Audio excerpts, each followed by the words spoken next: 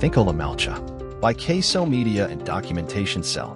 Issue number 69. Sunday, 19 November 2023. Headlines. Meiteis demand in Haokip area another conspiracy, says KO2. Combined forces carry out flag march, joint patrol and more.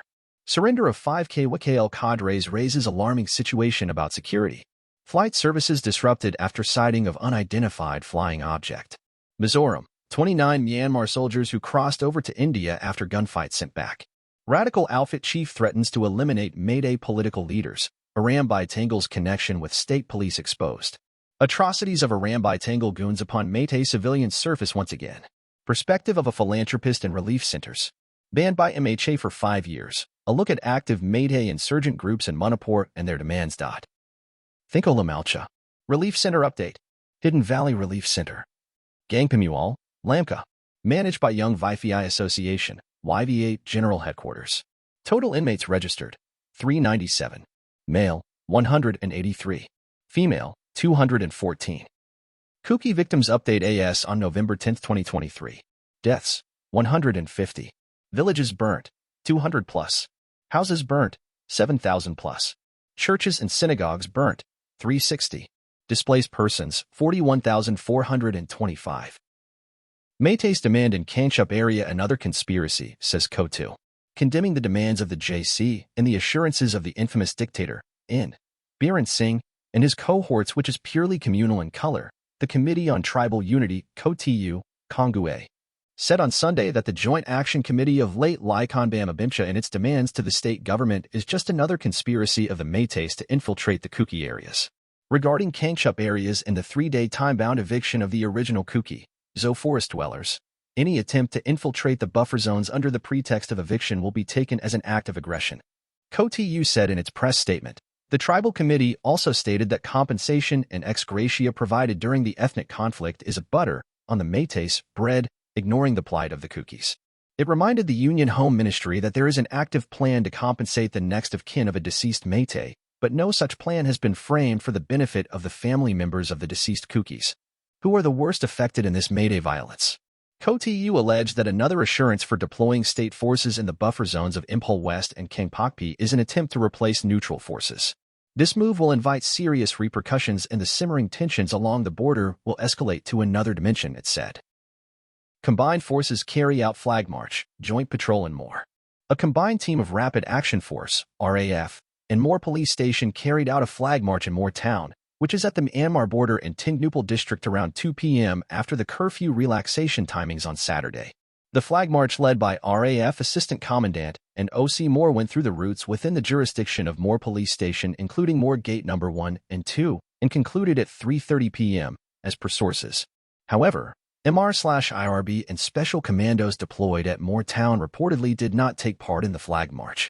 Further, area domination patrolling from 3:30 p.m. to 5 p.m. was conducted by a combined team of Commando, Special Commandos, Thingkho District Police, 5 AR, 2 out of 8 GR, BSEF in the main Moore Town.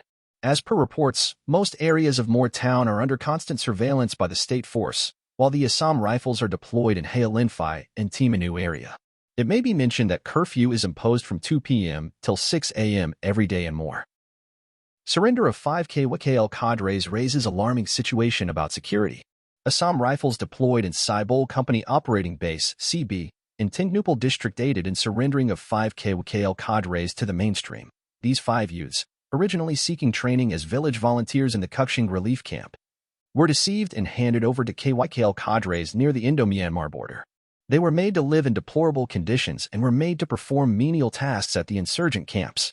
The adverse living conditions coupled with the looming threat of being trained across the border compelled their decision to escape the camp on 15 November 2023. The parents of the youth approached Assam Rifles at Thabol and requested for help in rescuing their children. The contact numbers and details of the youth were provided to Assam Rifles Battalion at Thingkho. The likely location of the youths was ascertained and the search parties were launched. A rescue operation was undertaken in the night, and after an extended search, the 5 youths were found and safely brought to CB Shabel. The surrendered cadres were handed over to Manipur police in presence of their pair NTS at Palin. However, in over 6 months long of ethnic crisis in the state of Manipur, the involvement of surrenderees of Biggs is an open secret known to all. The surrenderees Bigs have been employed in the frontline areas and waging war against the Kukis. Many Mayday militants who were in Manipur Central Jail, Sajiwa, were also engaged in carrying out attack against the Kukis when set free.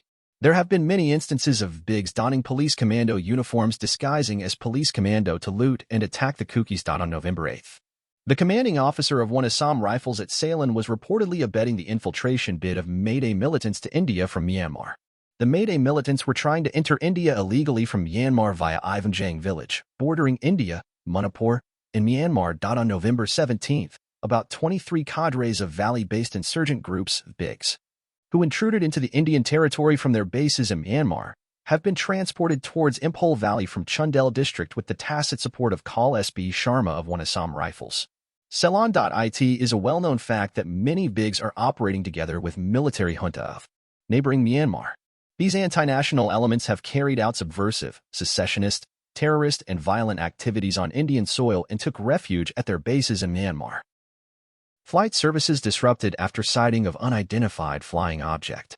Normal flight services at Manipur's Imphal International Airport were affected on Sunday afternoon over sighting of an unidentified flying object, UFO, officials said. 2 flights were diverted and 3 others delayed. Services normalized after around 3 hours. Due to sighting of an unidentified flying object within Impole-controlled airspace, 2 flights have been diverted and 3 departing flights have been delayed. Flight operations commence after receipt of clearance from the competent authority, a statement issued by Airport Director Chipimi Kashing said. An official of the Air Traffic Control ATC said they received a message from the CISF at 2:30 p.m., informing them that a UFO was found near the airport. The UFO was visible with bare eyes moving westwards of the airfield till 4 p.m., the official said. The diverted flights included an Indigo flight from Kolkata, which was initially instructed to hold overhead, and was diverted to Guwahati after 25 minutes.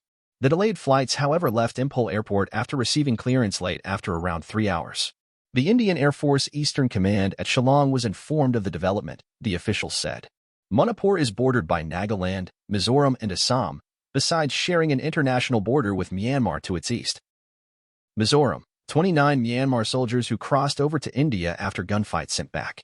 29 Myanmarese soldiers were sent back to their country on Sunday after they crossed over the international borders to Mizoram in a bid to escape militia group People's Defense Force, PDF, an official said. With these, a total of 74 Myanmar Army personnel, who crossed over to India after their camps were overrun by militia groups in the recent gunfight, have been escorted back to their country, the officials said. These 29 soldiers had entered Mizoram on November 16th after their camp at Tuibul in Myanmar's Chin state, a few km from the international border, was overrun by Chin National Defense Force, CNDF, a local militia group affiliated with the PDF. These soldiers were airlifted by defense authorities to More in Manipur.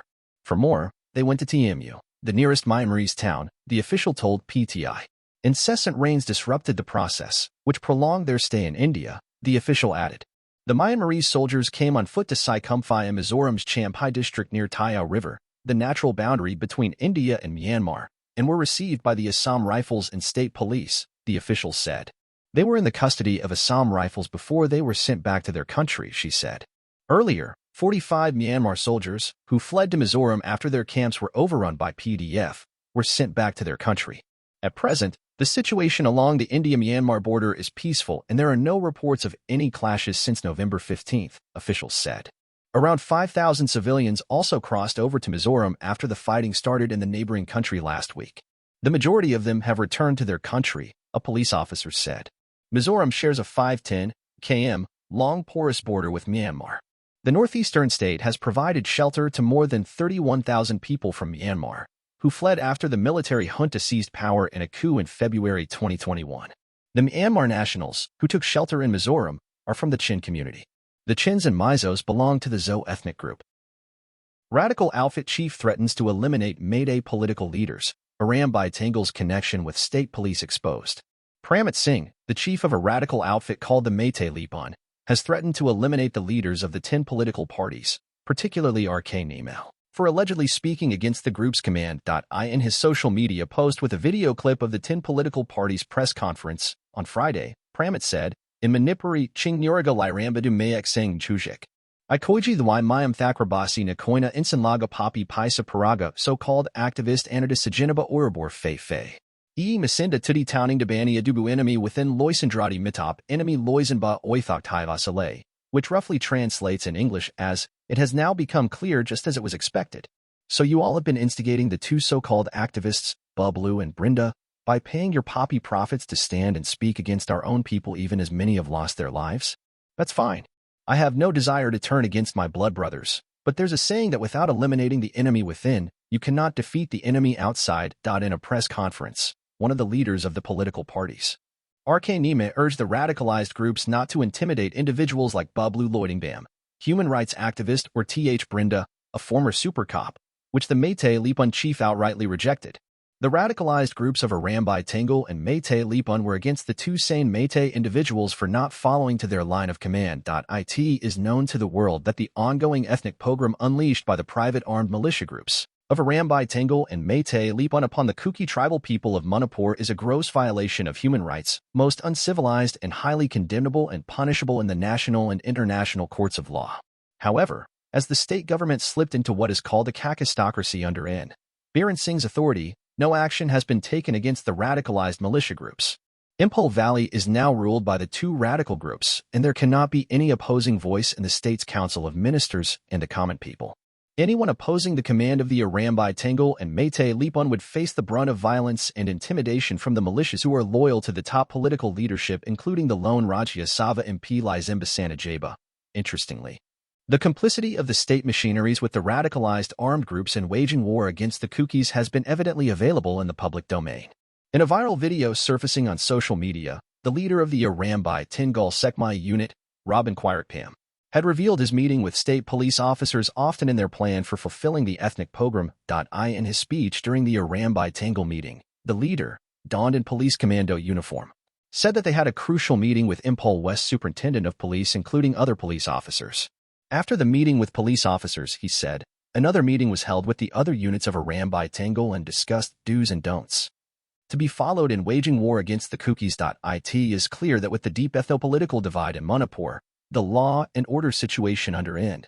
Biren Singh-led government has collapsed and the private militia groups seem to have been assigned as de facto rulers in Impul Valley. Non-state actors like the Mira Paibis, Kokomi, Arambai Tangle, Meitei Lipun and others have been given free hand to dictate the common people according to their whims and fancies. Atrocities of Arambai Tangle goons upon Meitei civilians surface once again. The notorious Arambai Tangle's inhumanity against their own people, Meitei, has once again surfaced on social media platforms, this time. A Facebook user by the name Ningtham on November 15th was brutally thrashed by the members of Arambai Tangle for his Facebook post. On his social media post, Ningtham alleged that the very existence of Arambai Tangle is useless and everything is already arranged internally. When everything has been arranged internally, shouting about good governance is just a whitewash, he alleged. Enraged with the post, goons of Arambai Tangle manhandled and made him to apologize under duress, threatening him with dire consequences if he repeats again in future. In the viral video, the Arambai Tangle goons could be heard intimidating the man, telling him that they had spared him just because he belongs to a Meitei community. It is a well-known fact that the Arambai Tangle are the unofficial private armed militias of Chief Minister N. Biren and RSMP Lizembasana Jaba. Under the patronage of the duo, the Arambai Tangle goons are carrying out all their immoral activities including looting of government armories, intimidating innocent people and flaunting sophisticated looted weapons openly. They also roam in state police vehicles nonchalantly and the law enforcement agencies are doing nothing against them. They indeed are the de facto state police. Anyone speaking against them is reprimanded with severe punishment and anyone going against their diktats is served with brutality. Perspective of a philanthropist in relief centers. That call requesting an ambulance on emergency on the fateful day of May 3rd will remain historic for various reasons. The environment had been calm as usual till afternoon, but tensions erupted after some miscreants attempted to burn the significant Anglo-Kuki War Memorial Gate located between Laisang and Munglanfei village of Chirachandpur district, which is now preferably called Lamka. I went alongside with the ambulance driver to rescue the wounded of the Kuki community due to the clash between Meitei and the Kuki community. Waiting for everything to be calm, I was busy in the hospital aiding the injured persons. Unfortunately, the number of wounded persons kept on increasing. My hope of peace and stability kept decreasing as night fell. Around 7 p.m., I could see women and children heading towards our office with their handful of clothes wrapped in traditional shawls. My organization, the KKLGHU Kuki Konglai Lampi, was kind enough to provide them shelter at that moment. My senses started hitting me with the possibility of war, but I was still hopeful that the dawn would bring us a new hope. The number of casualties kept on increasing with the passage of time. Newsfeed came in from every corner about the arson of houses, churches, and the vandalizing of Kuki community properties in Impol by the Meitei group. I continued spending my time engaging with the displaced persons, listening to the horrific stories of their near-death experiences while escaping. I didn't lose my hope on the next day thinking that the state had all the means to restore peace, but news of Meitei brutality towards the innocent Kuki community stranded in Impol devastated my limited hope for peace. With each passing day, my hope and my future plans seemed to be narrowed down into almost no hope. On the other hand, I kept engaging with the displaced persons in their fight for basic food, shelter, and basic medicine supply. I slowly began to accept my fate that this conflict is going to last for some time. I am engaged in philanthropic work even at this hour while writing this short note. I have seen a lot of horrific deaths. I have listened to the sounds of people crying for their loved ones. I have been questioned about missing loved ones. I have been questioned about the stranded people coming back. I have seen people dying in relief camps due to illnesses which could have been cured provided the district had better facilities. I pinch my skin to make sure that everything happening in front of my eyes is for real and that it is not a dream. I am hurt to an extent that I have had to change the clothes of my deceased friend who was shot dead while he was on the front line. I have had to take the stand that I should hold my tears while informing his wife about the death of my friend. Deep inside, I am scared of myself and the courage that I am holding at this moment.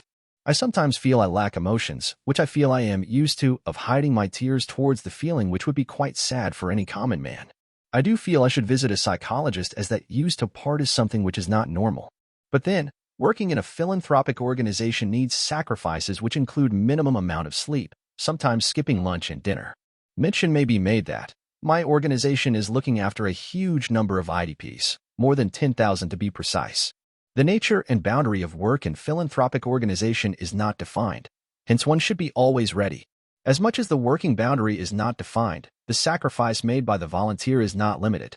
The understanding of sacrifice is something which I pondered for a period of time. Excessive amount of work, stress and trauma from witnessing a number of horrific incidents to my best understanding is affecting my mental state. My consideration of normal is different from the normal before the crisis broke out. My emotions have become limited and somebody may refer my limitation as normal. I have a bigger question of connecting back my normality in line with the older definition of normal, which was before the crisis. This is my side of story where I question myself in my everyday life. The permanent changes in my approach to life after the crisis is saddening me as I feel it will take a lot of time to change myself again into my definition of normal. My perspective of the current war and the impact on relief worker may be different from others, but I know that it is important for all the readers that people really sacrifice anything and everything in this crisis. Banned by MHA for 5 years, a look at active Meitei insurgent groups in Manipur and their demands. Among the 9 Meitei extremist organizations banned by the Ministry of Home Affairs (MHA) are some of the oldest and most powerful insurgent outfits in Manipur, cadres of which have reportedly returned to the state in midst of the ongoing ethnic conflict. Though some of these outfits have seen splits in the past, their objective largely remains the same, a sovereign state of Manipur. According to the MHA, the professed aim of these outfits is the establishment of an independent nation by secession of Manipur from India through armed struggle, and to incite indigenous people of Manipur for such secession. The MHA in a Gazette notification dated November 13, 2023 extended the ban on the 9 Meitei outfits, stating that they had been engaging in activities prejudicial to the sovereignty and integrity of India. The notification went further to add that if not immediately controlled, the outfits could indulge in killings of civilians and targeting police and security personnel, procurement and induction of illegal arms and ammunition from across the international border, and extortion and collection huge funds from the public for their unlawful activities. The proscribed outfits under UPAR, the People's Liberation Army generally known as PLA, and its political wing, the Revolutionary People's Front, RPF, the United National Liberation Front, UNLF, and its armed wing, the Manipur People's Army, MPA, the People's Revolutionary Party of Kangleipak, PREPAK, and its armed wing, the Red Army, the Kangleipak Communist Party, KCP, and its armed wing, also called the Red Army, the Kangleipak Kambalup, KYKL Coordination Committee, CORCOM, and the Alliance for Socialist Unity Kangleipak, ASUK. The MHA notification, a security analyst told the print, can either be termed a precautionary measure given the ongoing ethnic violence in Manipur or a balancing act to bring Meitei insurgents to the negotiating table, similar to the approach the central government took when dealing with armed Kuki groups.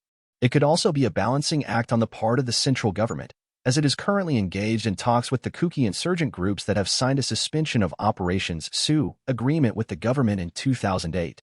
The time period of 5 years could be significant for inking similar agreements with Meitei insurgent groups, said the security analyst, who did not want to be named.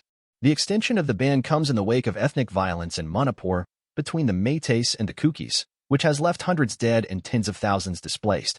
According to intelligence sources, the state is also witnessing an uptick in recruitment across all insurgent camps in the hills and the valley. Imposed prohibition, PLA and RPF.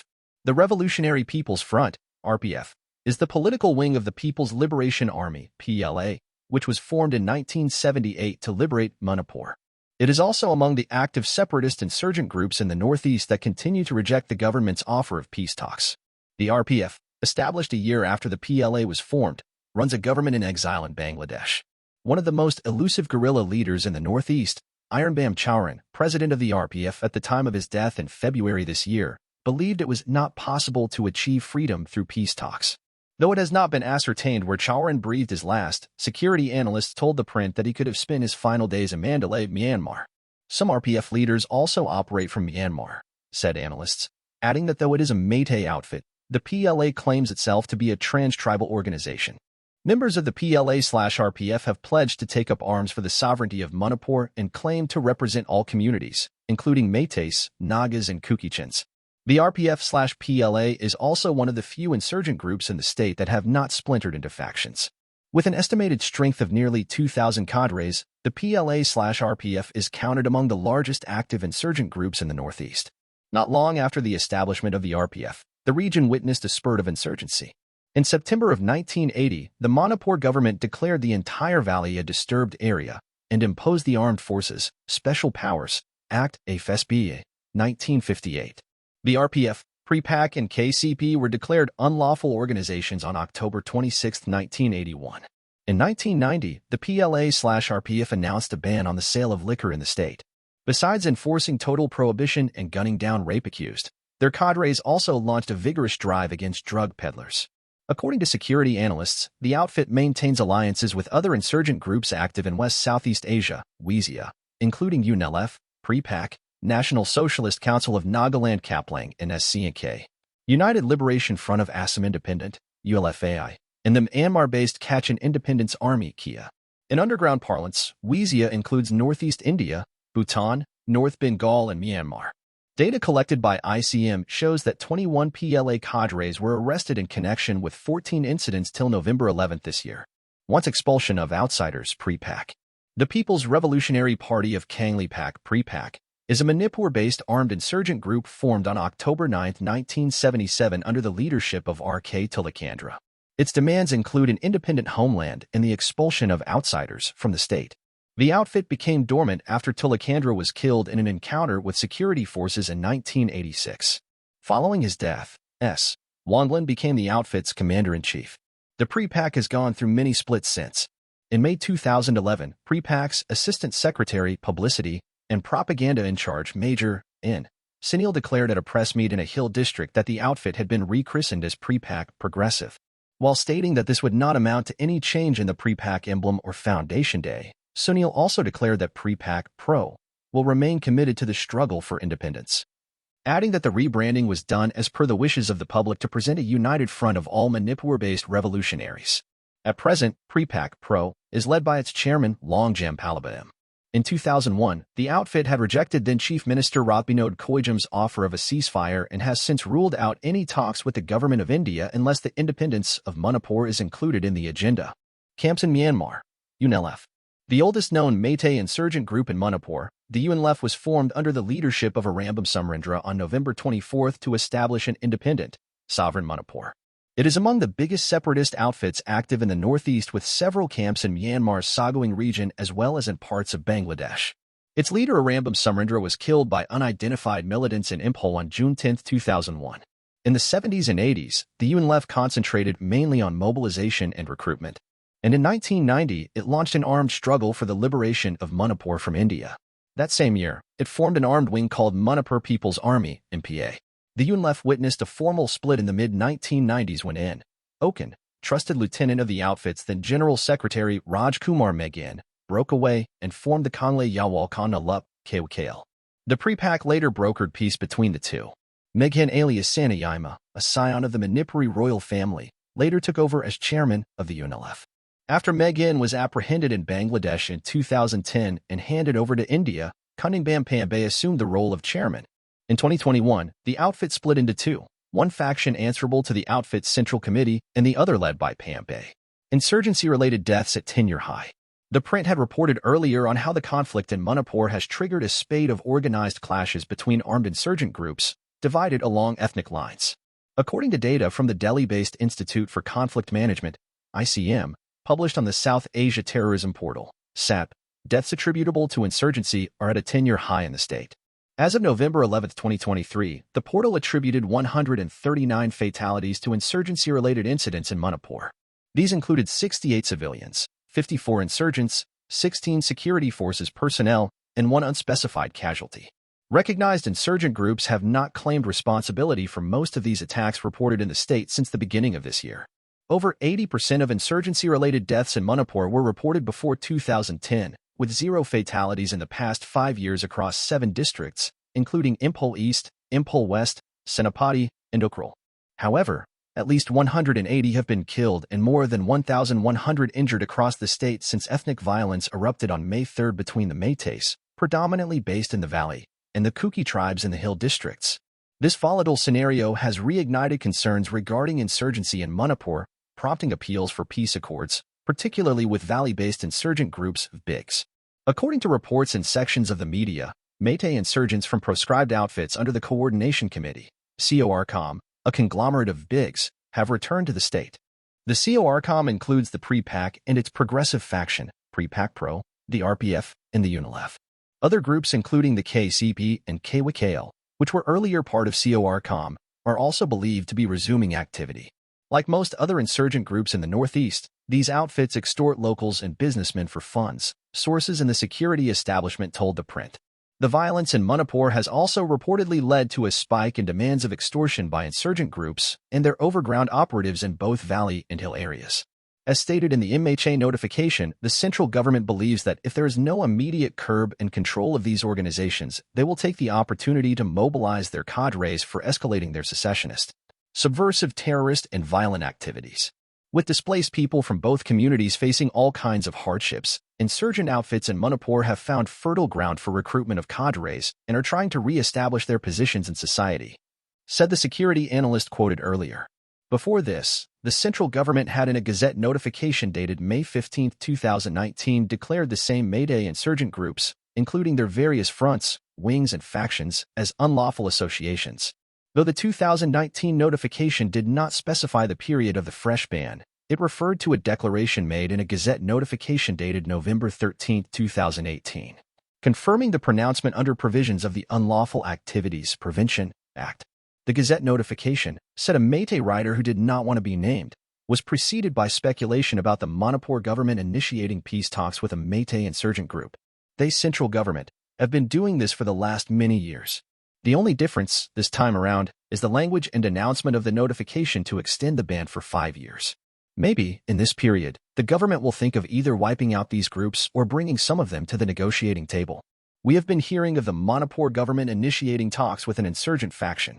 Some of them might also be planning to return to the mainstream, the writer told the print. Source: The Print.